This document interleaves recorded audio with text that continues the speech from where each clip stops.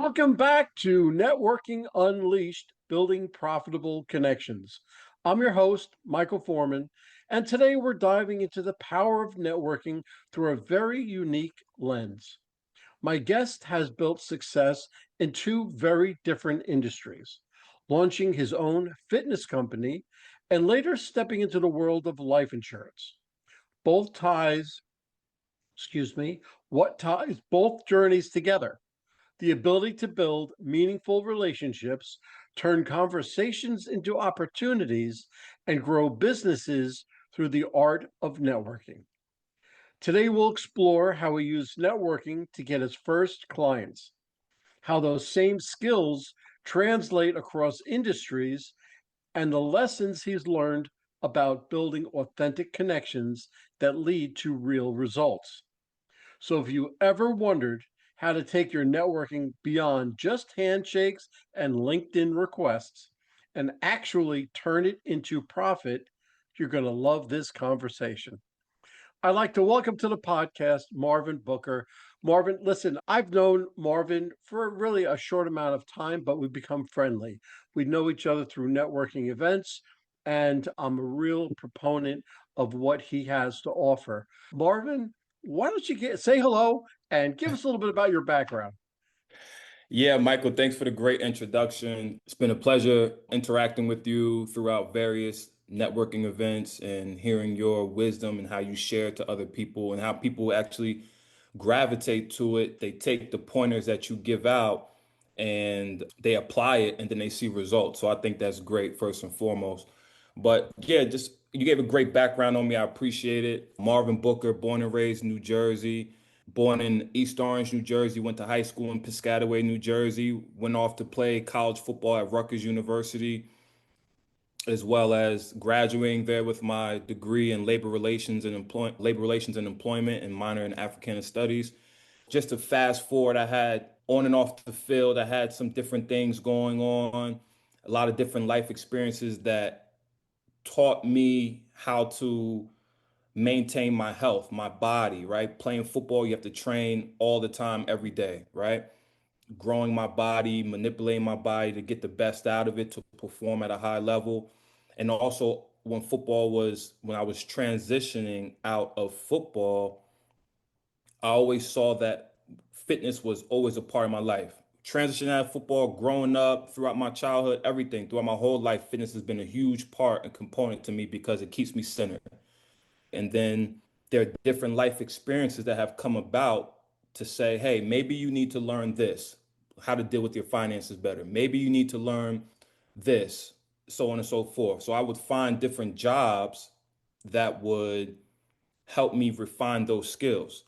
And in finding those jobs, it was really about networking. It was really about shaking hands, meeting people, not necessarily asking them for anything up front, but just building genuine connections with people to see if our energy even aligns at any type of situation.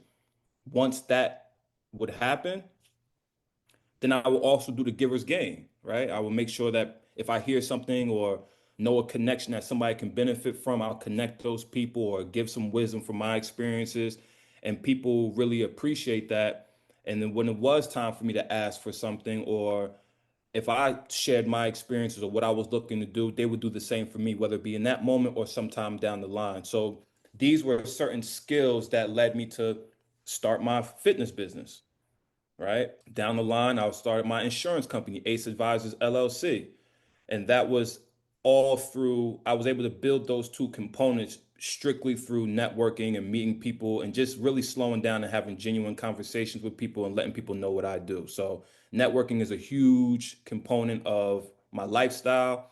Even outside of business, when I've lived in different cities, going out and being comfortable talking to people, shaking hands with people, listening, actively listening to people has been very important and allowed me to keep my boots on the ground in any environment that I was in, to build those relationships, to just feel comfortable in adapting to the new environments that I've been in. So networking across the board is amazing, and I'm happy to be a part of this podcast so we can share best practices and help other people be successful too.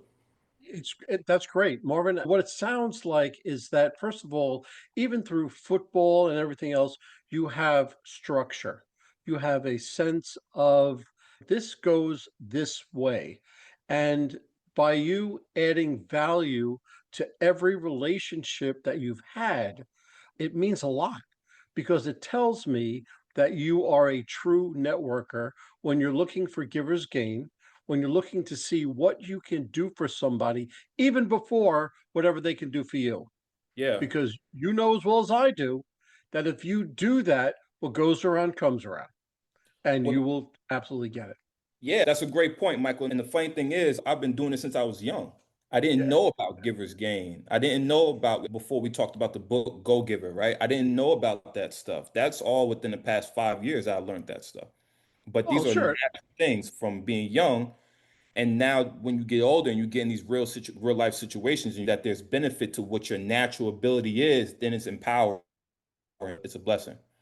Yeah, now you can actually put something behind. When you were 5 years old, you didn't know about giver's gain. You didn't know about that, but and as an adult, you do know about it. It puts a little credibility behind what you were doing when you were younger. So everything all works together, but you've been doing this for such a long time. It's ingrained in your system. It's in your DNA just to Yeah. be a nice person.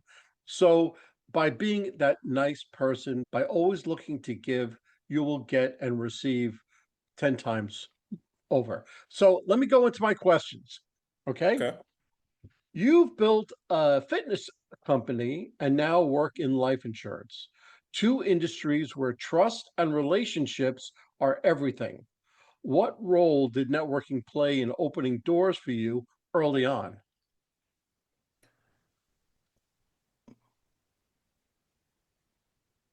When it was time for me to, there was a point in time where I was a general manager with LA Fitness, and I still had my business. My business has been with me since 2012. But that point where I wanted to jump off the cliff and try to fly with it 100% solo, it was hard to find when that point would be. So when I was working with LA Fitness as a general manager, I was still training people on the side away from the facility.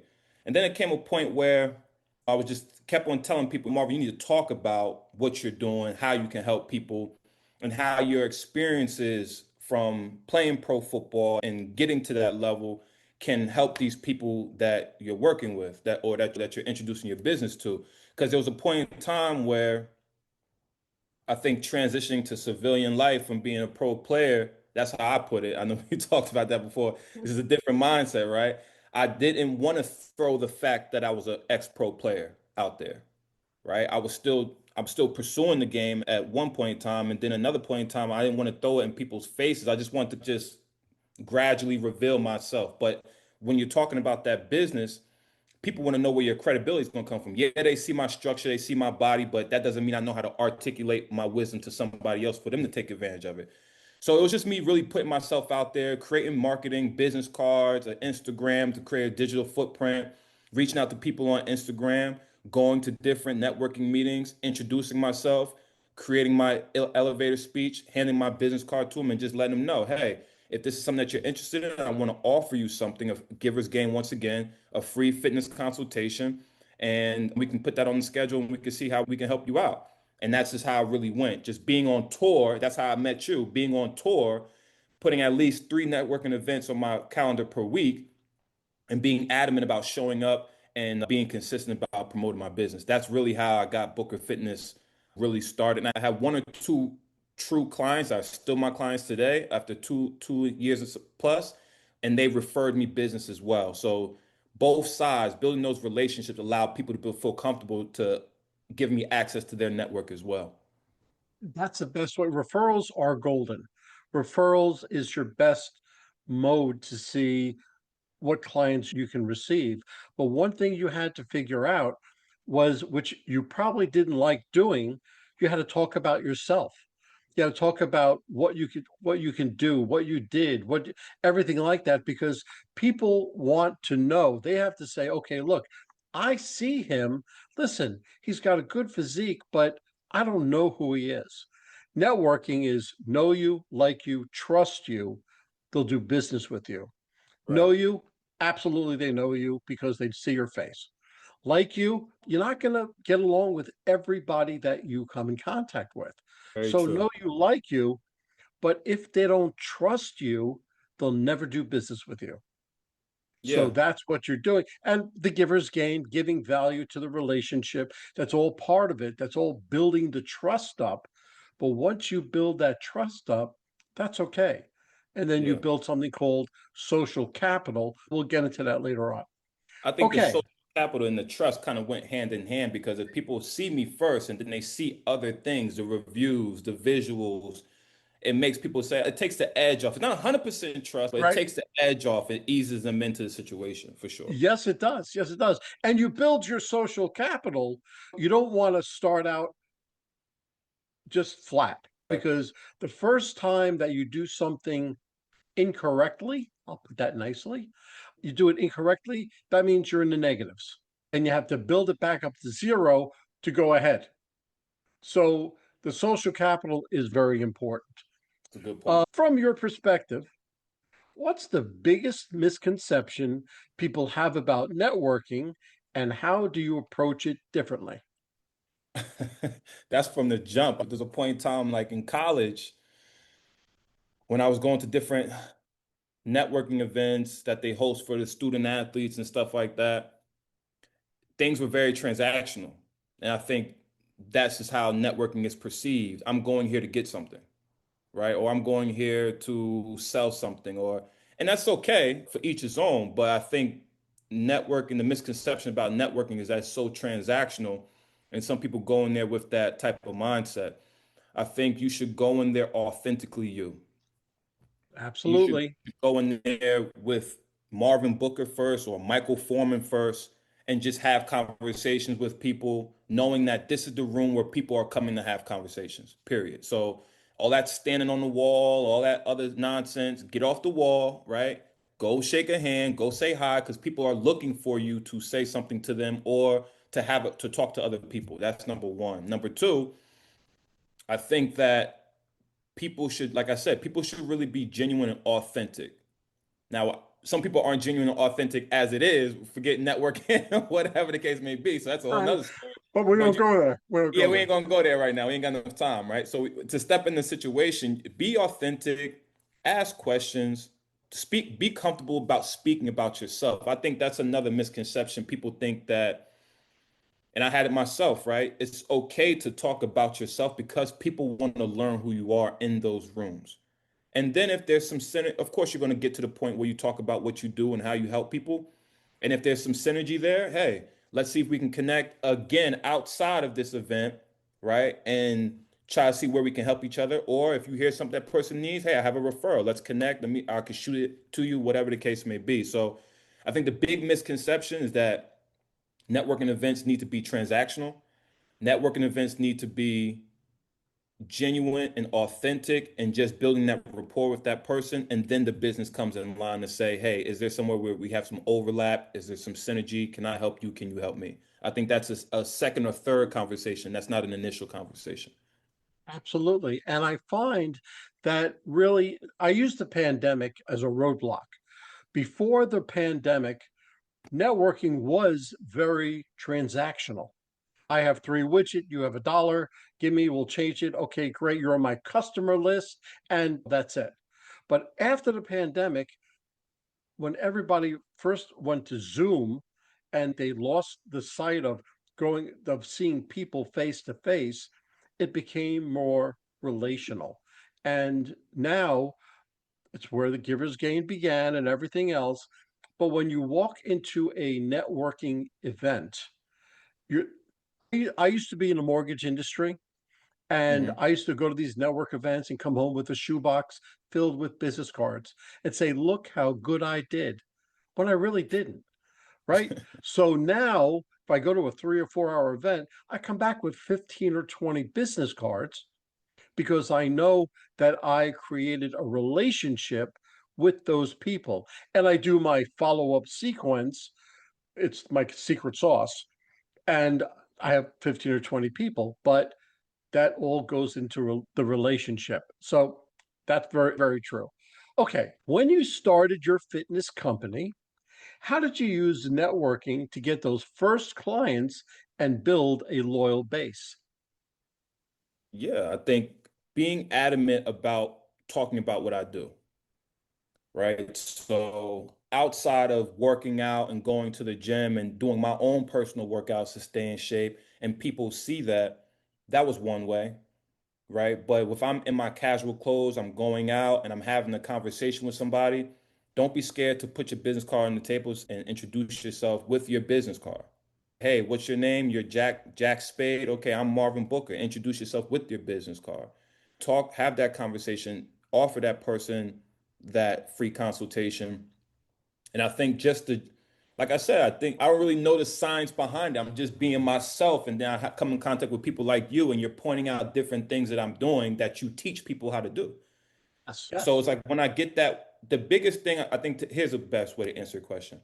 When I had one client and I was jumping 100% into my business, I was thinking, damn, how can I get all these people to come and invest in a package so I can help them? And I was running myself crazy trying to figure out how to do it and try to speed up the process. Even going to the networking events, and even though I'm having a casual conversation with somebody and giving them that free consultation doesn't mean that they're going to take advantage of it, right? I can't force that person to take advantage of it and be consistent if they decide to show up. So what I did was I refined myself and I just gave 100% energy to the person I was working with. And what that did was it became a word of mouth situation. When they feel good, when they get the energy, when we had deeper conversations that were talking about different aspects of their life, and then we're doing 3 sets of 12. You're on that 10th rep, it's burning, it's hurting, and I'm pushing you to go through. When we're on that rest break, I'm talking to you about how that burn that you just pushed through is equivalent to what you talked to me about in your relationship, your work, your XYZ. We're relating it to that lifestyle event that you're struggling with. Then when they come back and they tell me 2 weeks, a month later, they tell me that lifestyle event, they pushed through it. And the toughness that they're building in this workout is helping them push through it.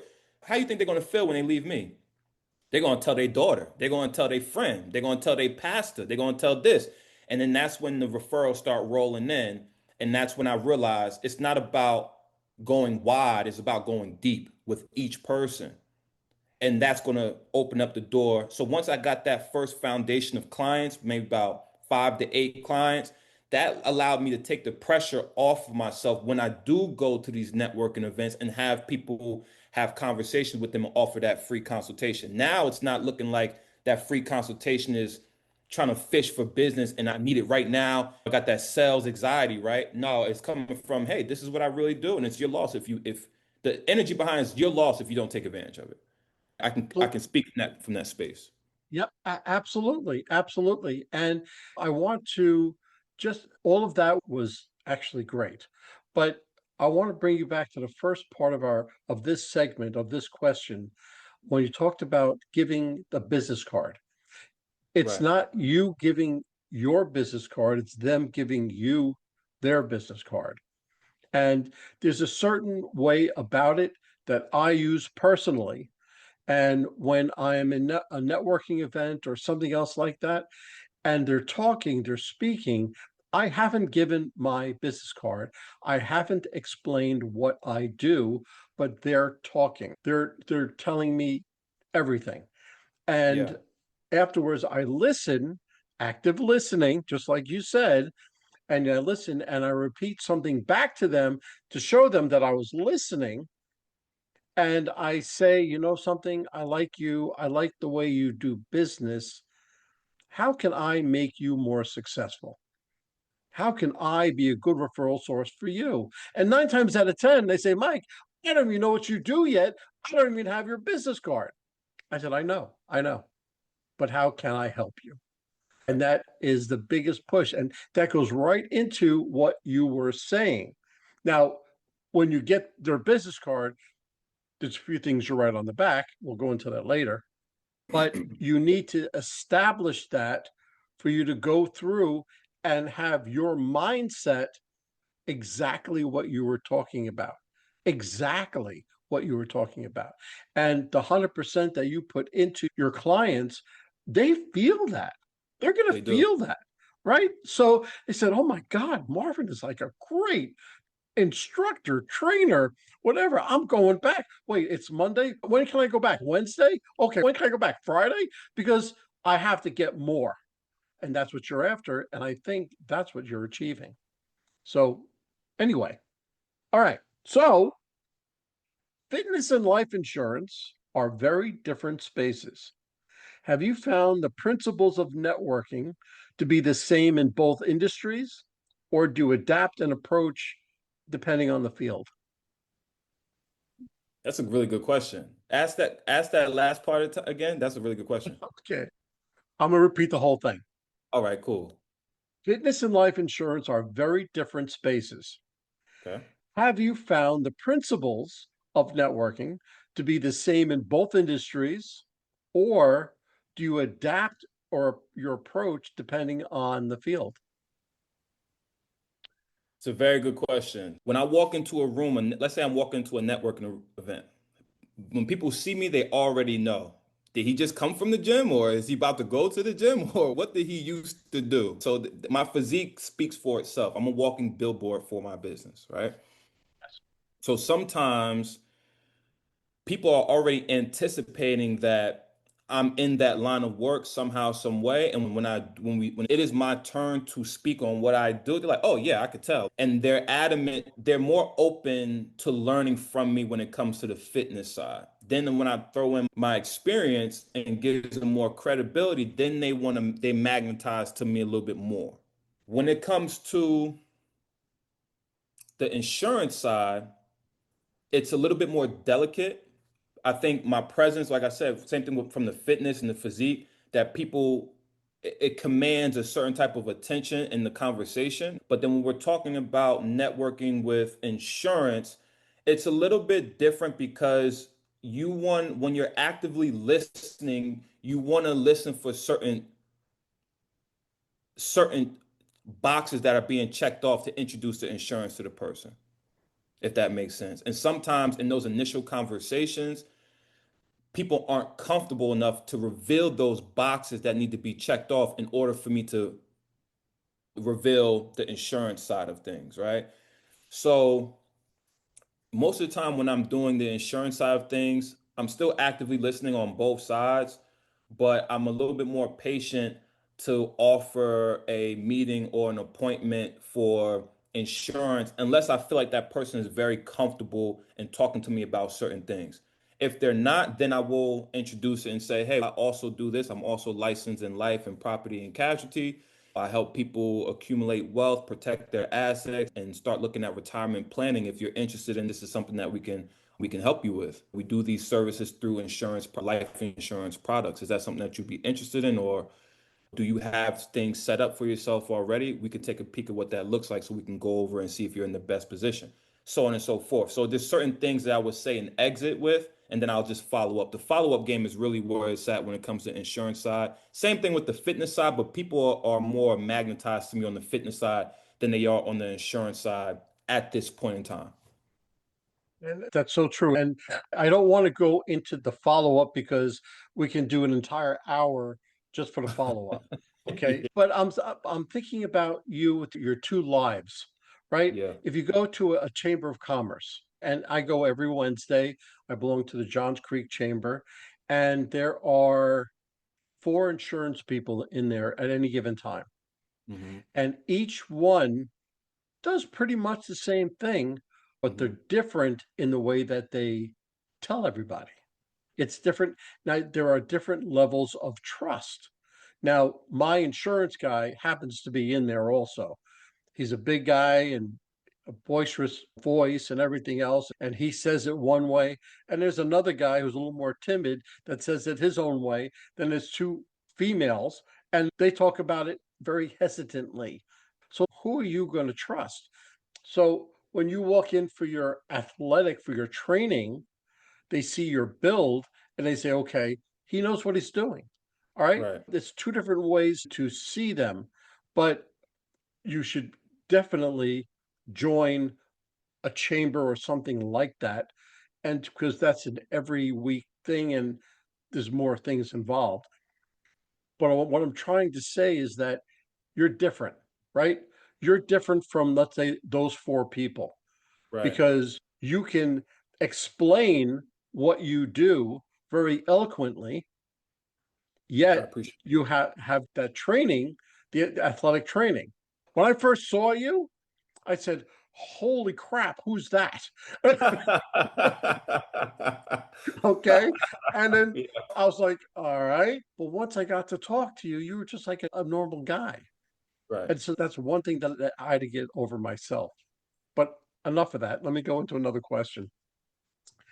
A lot of people meet contacts, but struggle to convert them into paying clients. What's one practical strategy you've used to move from very nice to meet you to real business? That's always an ongoing challenge Always. as an entrepreneur because you definitely know your worth, you know how you can help that person, and sometimes it's about not necessarily convincing, but getting on the same page with that person so they can feel what you know, if that's the best way to put it. So I think the follow-up game is really where it's at. You can It's interesting. It's interesting. When you're in a networking environment, no matter where your business is at, whether it's struggling, whether it's up and down, whether it's consistent, or whether it's skyrocketing and it's soaring, right? You have to walk into a networking event with a certain demeanor in a sense. You have to meet people where they're at, right? I think getting people on page with signing up or coming, it's really just a follow-up game because they don't need to know where your business is at. And sometimes where your business is at will reflect in your urgency on trying to get a close, if that makes sense. So I feel Sure. like when you're talking to people, you have to be patient with them. You have to let them know, but you also have to have a sense of urgency and letting them know this is something that you need to look into. This is something that you need to invest into. Please come to this fitness consultation or come to this. Let's schedule this meeting to go over your portfolio, see if you're in the right position financially or you have the right products in place. So I think that urgency comes from being consistent and showing up to the meetings when you can and the follow-up game. One day after following up, 3 days, 7 days, 10 days, 14 days, 21 days, whatever. You have to have a follow-up program that is consistently in front of people so they can remember how you guys connected and remember how important the services that you offer are to their lifestyle and their well-being. Absolutely. And you have to realize that you're going in as a problem solver, because they have to have a problem in order to utilize your services, whether they don't have life insurance or whether they're out of shape or whatever the case may be. You're the problem solver. So you're not going to go in there and start selling, but you have to have a certain selling cycle, if that means anything, right? Yeah, So yeah. there's several books called The Art of the Close. You have to learn how to close the sale, close the deal. Now, you first are going to give value to the other person because you need to build up that trust factor. They have to trust you. Before you can close any deal, they have to trust you. So you have to add value, give value, and you have to build that up. But then you have to come up with that very sensitive time of urgency to close or just letting them go. It's a Right. very fine line, It but is. it's one that you tightrope walk every time you deal with somebody. Yeah. But you I have to think see. no, I'm sorry to cut you off. Go ahead. I'm sorry. I was just saying I you think have to see the difference.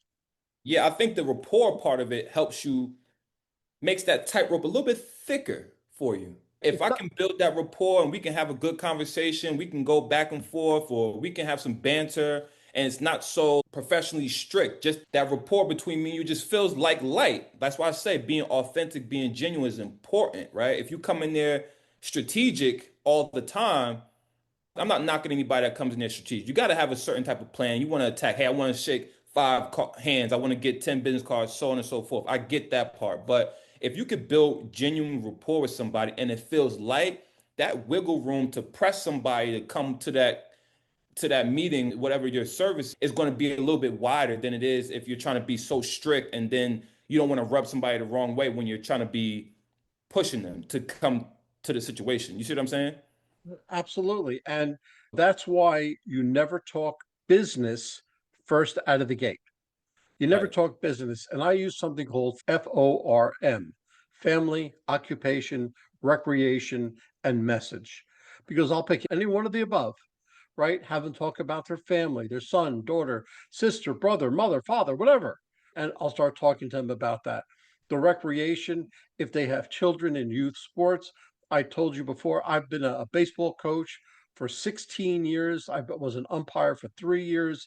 I can talk to them about any sport: baseball, football, basketball, not soccer because I don't consider that a sport. Even still, You better be but careful. You're I gonna be in know, Atlanta when the World Cup comes, so you better be careful I saying know, that. I know. I bite my tongue, but I can talk to them on just about any one of those levels. So I listen for them to speak just slightly on one of those levels, and then I stay with it. So the first 10 minutes, Right. we talked about everything but business. And that's the way you started out. Okay, so we've all had a networking moment that flopped. Can you share one of yours and what it taught you about building authentic connections? Now, flopped in what way? When I'm walking in the room, I'm having conversations with people, or flopped like it dropped the ball on the follow-up side? More so that, okay, because listen, you're not perfect. I don't want to be the one to Right. tell you, but you're not perfect. You had to Right. have one time where, oh, you know what? I should have followed up with this guy. I didn't. Or I shouldn't have said that to this guy. I did. What's one time that happened? Follow-up game is crazy. The Yeah. follow-up game is crazy. Literally, you think I'm playing around. I wish I could twist this camera around. One stack, right? Two stacks, right? Let me show you. Three stacks. This is all from, and I got four more stacks like that right here. I'm not gonna waste nobody's time, right? But this is from the 4 months of being on tour networking. Do you And think I followed up with everybody there? I did not. no. I Now, did not. now, did you put them on the other side of your computer when That's you'd have? funny. That's I, funny. That's funny. So if people that are gonna watch this, me and Mike had a conversation, and I told him about the business cards on my desk. So I told him when I get home at the end of the day, I make sure I follow up with them, and then I move them to the other side of the computer to know that these are people that I followed up with. These are just as something to keep the fire up under me, right? If I'm sitting down, I'm relaxing, I got 30 minutes, I say, you know what, there's some cards on this right side of this computer. Let's go over there and at least shoot 2, 3 emails over there and then put it on this side. That's what he was talking about. But yeah, dropping the ball on some follow-ups, dropping the ball on when I had a genuine connection. And in that conversation, I'm like, you know what? This popped off. This popped off. Hey, I know Jody. Hey, I know Kyle that can help you with what you're doing. Let me connect you guys. I might have dropped the ball and not did it right when I said I was going to do it, or I might did it a month later. That has happened because my mind gets so busy. So I definitely have done that before. But I think that when you do send that referral or when you do make that connection, it feels good, number one, because you did what you said you was going to do. Whether the referral works out or not, you did what you say you're going to do. And I think people appreciate that because when you do speak to them and they don't know you from a can of paint, when you do speak to them, they know, okay, at least Marvin's going to do what he says he's going to do. And I'd rather have that stick with me overall than really getting a service. I want people to feel that way about me. But yeah, I mean, that's probably one of the biggest way I maybe consistently dropping the ball, but I can always do better at. And I know that's an area of improvement for myself. you're only as good as your word. Right. That's it. In this, my mother used to always say, you can take anything away from me, but you can't take me. You can't take my word. If I say something, I have to do it. Yeah. And people remember if you don't do it, listen, you can do it 100 times, you can do what you say you do. But the one time you don't do it, that's the time that they're going to remember. Yeah. So Yeah. you have to come through and you have to do what you say. Now, when I had networking groups and People had referrals back and forth. They said, "Oh, when do you follow up?" I follow up within 24 hours and I'm really good about it. And I said, "That's good. Now change that to 4, right? Follow up within 4 hours, because if you leave it to the next day, you'll forget about it. Something else will come up, an emergency will happen, and you won't do it. So follow it up before you go to sleep." Yeah. It's That's just, tough too. That's tough. That is tough. And it, if that's, it let's say is. that was a big criteria, I've definitely dropped the ball on that. You working all day, you get home from the networking event, is the networking event ended at 7:30, 8 o'clock. You end up talking to somebody until 9, 9:30. You get home at 10 o'clock. You still got to eat. And then you send an email at 1 o'clock. You're like, I want to go to sleep now. So sometimes you do want to carry that energy from the conversation and follow up right away. But then sometimes you do drop the ball and you don't get into it till 2 or 3 days later. So it's important to have different systems in play. But also don't let that, for people that's watching, don't let that deter you from being adamant about starting the process. Lean into it, start the process, go to the networking events, get the cards, build the relationships, start following up. You drop the ball, okay. At least you know where you got to get better at as you're growing in this networking process. And that's the biggest thing about it. That's the smartest thing about it. Absolutely. Absolutely. Okay. Let's go a little bit more into the networking and ROI. For someone listening who wants proof that networking drives profits, what's an example of a deal, partnership, or opportunity that came directly from your network? I mean, from the fitness business, the referrals for sure. I Yeah. mean, the first person I had, I met that person in LA Fitness, and it was just a casual conversation. I saw that I was actually my turn during my lunch break to work out. And I've seen her a couple times, but we never spoke. I was on the mat, I was stretching, I was doing some engagement stuff and some stretching stuff. And she looked at me, she said, "What's that? What are you doing? I've never seen that before." So we had a conversation. I showed her some pointers, and I seen like her eyes just pop open, right? And then she couldn't let me out of sight. Every time I come in there, she'll talk to me. She said, "Oh, how'd you learn this?" And I told her I run a business, I do this and that, blah, blah, blah. And she was like, "Can you train me?" And at that point in time, I didn't want it to be a conflict of interest with the company, right? Sure. So I Sure. said, "No, I can't do that." I told her why. She was upset. And then she asked me again, like a week later. Then she asked me again a month later. And I told her no 3 times. So something rang off in my head, like in sales. I'm gonna push for 3 no's. Once I get 3 no's, I'm gonna ease out. I'm gonna just reconvene another time. I don't want to turn you off to me as a person. And I want you to feel like you're forced to do anything. So when I told her no 3 times, like this woman's pretty adamant. I say if she asks me again, I'm gonna figure out a way how to help her. If Right. she asks me again, I'm not gonna say anything, but if she asks me again, I'm gonna figure out a way to help her. A month goes by, she asks me again. She comes sit down at my desk at the place. Hey, this, and I was already thinking about leaving and going and do my own thing. I said, you know what? Meet me here at this park at this time, this date. I'll help you. All right. We started doing that, and that person, I just had her as a client yesterday. That was 2 years ago, 2.5 years ago. That was a real life example of going deep with one person, giving them what they need, and she opened up her network. And I little did I know, I didn't know who she was, I didn't know what she did, I didn't know what her background was.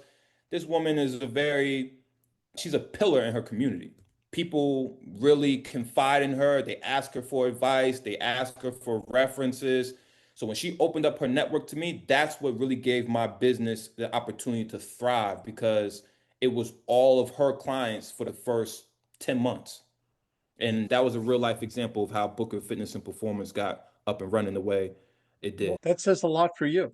That's an adamant to you, because to have somebody to stick with you that long, especially Yeah. your first client, Yeah. that says so much about the way that you run your business, right? So that's kudos for you. That's my family. From now, that's my family. Outside of her referring business, we just have that connection where we go out to lunch, we talk. She invites me to places, I invite her to places. That's like my family at this point, and I have a lot of respect for her. So I Good, appreciate that. good, good. How important has personal branding been in your networking success? And what advice would you give listeners who don't feel confident about how they show up?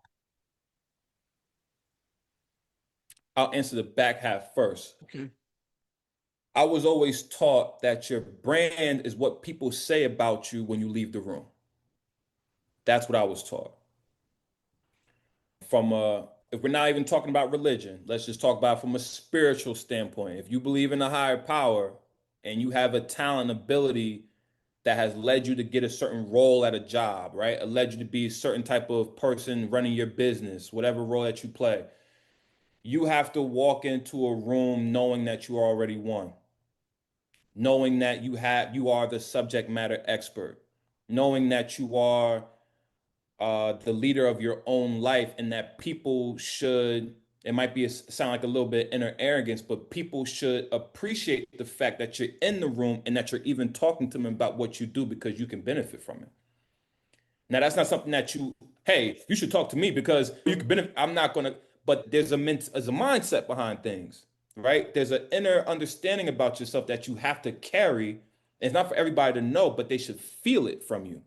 Okay. So going on that thought, okay, when you walk into a room, how should you be dressed? Because that's a big part of how people perceive you. That's a good question. And I can't say that you should be suit and tie. Everybody should be suit and tie, right? I can't It's say absolutely not. you should wash your face, number one.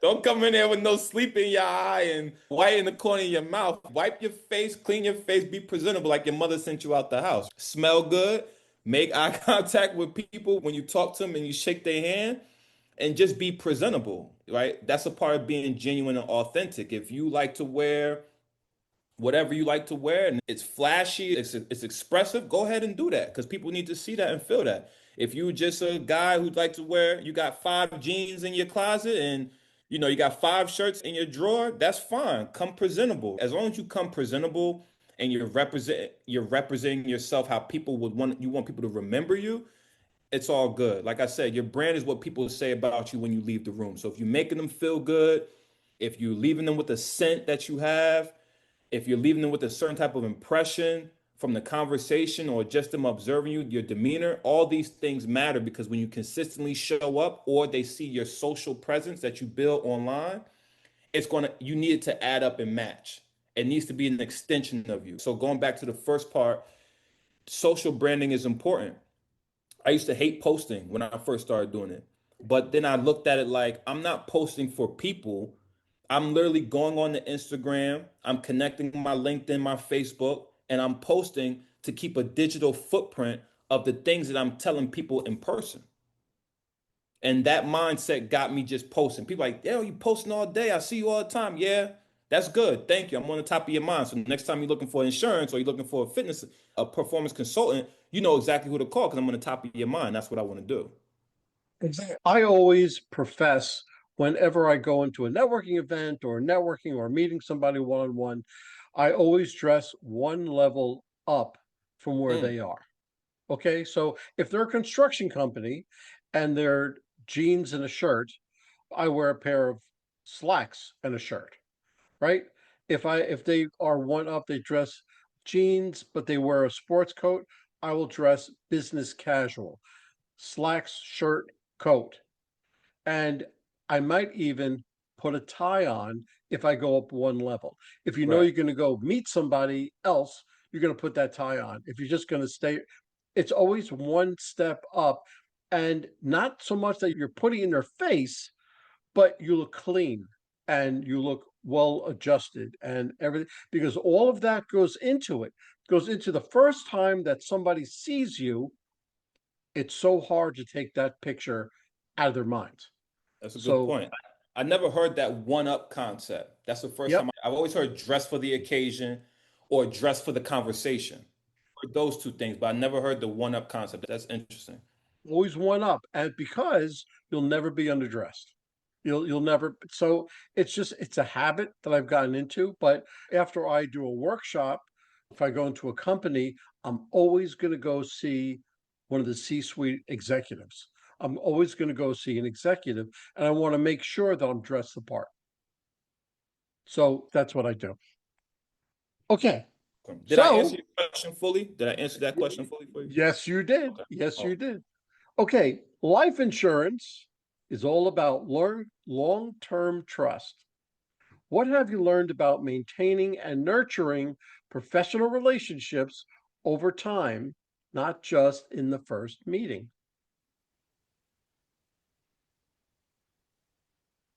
don't Hmm. rush. Okay. Very Don't rush. important, especially down south. Don't rush. And I'm an up north guy. I had to get used to that. So am I.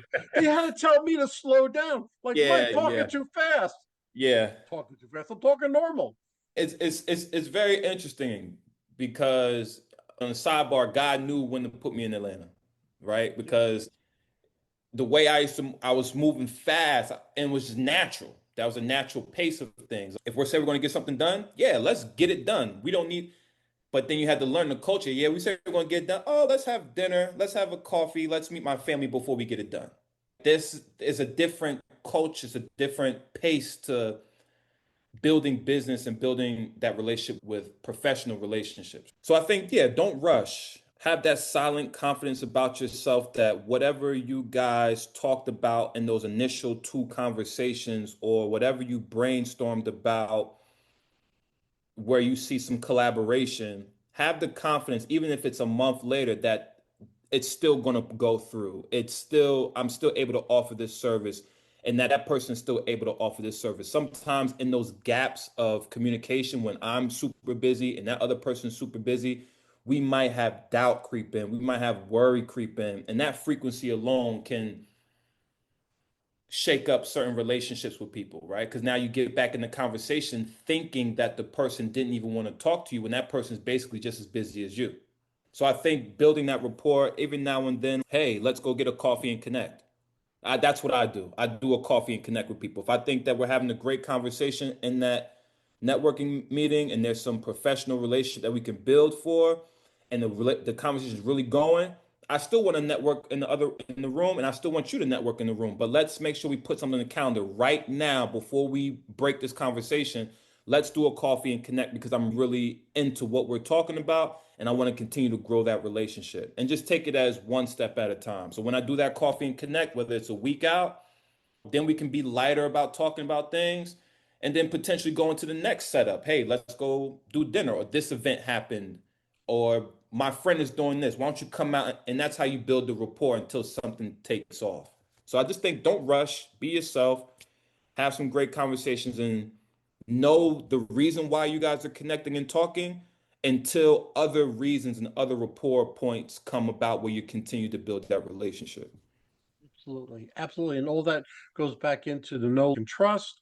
It goes back to you being authentic. It goes back, that resonates, that brings everything together as one thing until, of course, that leads you up to what? All your follow-up, right? Right. So you have to have that follow-up sequence. All right. Let's bring this podcast full circle. Okay. If you could give one networking tip today that would make the biggest difference for someone listening, whether they're in sales, fitness, or insurance, what would it be? If I can give one big networking tip to someone who is in sales, fitness, or insurance, what would it be? To my fellow trainers, you are professionals. I think that the mindset behind training, right? You're getting your aggression out, you're getting your energy out, you're building your body. I think that sometimes as a trainer, I've seen in other trainers that they just stick to that concept of being in the gym, always in their workout clothes, always just training those people, working the leads that are in the gym, so on and so forth. But you are a very important and integral part of this world as a fitness professional. It's okay to work in the gym, have your gear on, you're doing your workout, change it to your trainer clothes, and then go put on some slacks, a blouse if you're a woman, whatever the case may be, and go to a networking event and pitch your services to people or talk to people about what you do. I don't really see too many fitness professionals in the networking space. I think I might have been the only one that is doing that. So I think I've taken my experience from sales, insurance, that business acumen, and have applied it to my services as fitness. And that kind of sets me apart from other trainers that do what they do. I think that's a big part. So if I can give advice to the fitness professionals in the world, don't be scared to step out your everyday box and present yourself as a business to get those clients that you want, or just to be comfortable in talking about how you help people and let God work for you. Let God bring those people into your presence, because everybody needs some type of level of fitness instruction in their life. So I would say that. Absolutely. And you're a fitness professional. So remember that. But remember, you're a business person who does fitness.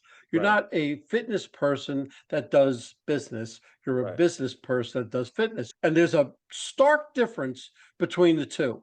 Yeah. So if you treat this like a business, you'll go far, you'll expand, you'll get more people. But if you're just a fitness person doing business, then you're just going to onesie twosie, and that's not what you're after. Right. So you're after bigger and better things. Right. Marvin, I got to tell you, this was great. I could talk to you for another hour, but if That hour went somebody, by fast, man. yeah, it really did, really did. If somebody wants to get hold of you either for insurance or for fitness, I would recommend Marvin for both. But if they wanted to get hold of you, what's the best way? So you can find me on Instagram, my Booker Fitness and Performance LLC. You can find me on Instagram with at Booker Fitness underscore. There's a link there that connects you to my website, bookerfitness.com. You can also DM me and schedule a fitness consultation if you're in the Gwinnett County area. Also, my phone number is up there, 470-998-6826. You can call or text. My email is bookerfitnessandperformance56@gmail.com. If you were looking for me on the insurance side, it's Ace Advisors underscore on Instagram. There's also a link there that gives you to my website where you can actually get a free quote there. You can call that number as well, and that will go directly to my work line. You can also reach me at aceadvisorsinc@gmail.com. Perfect. Marvin, this was a blast. I can't wait to see you in person again, and have yourself a great day. You too, sir. I appreciate your time, and it was a great opportunity to share my experiences, to continue branding myself and being a part of your network as well. So I really appreciate that, and I wish you the best of wishes on your current and next endeavors. Thank you. Well, hold on, folks. Don't go anywhere. Let's hear from our sponsors. David Neal, co founder, Revved Up Kids. Revved Up Kids is on a mission to protect children and teens from sexual abuse, exploitation, and trafficking. They provide prevention training programs for children, teens, and adults. To learn more, go to revvedupkids.org. Henry Kaplan, Century 21. When it comes to making the biggest financial decision of your life, leave it in the hands of a proven professional, Henry Kaplan. Henry is a global real estate agent with Century 21, celebrating his 41st year in business. No matter where you're moving, Henry has the right connections for you. You can contact Henry at 561 427 4888. A huge thank you to our guest for sharing such incredible insights today. And of course, a big shout out to you, our amazing listeners, for tuning in and spending your time with us. If you're interested in my digital courses, being coached, or having me come and talk to your company, just go to Michael and fill out the request form. Remember, networking isn't about being perfect, it's about being present. So take what you've learned today, get out there, and make some meaningful connections. If you've enjoyed this episode, please don't forget to subscribe, leave us a review, and share it with someone who could use a little networking inspiration. Let's keep the conversation going. You can find me on Apple, Spotify, Pandora, YouTube, or my website, forman.com/podcasts.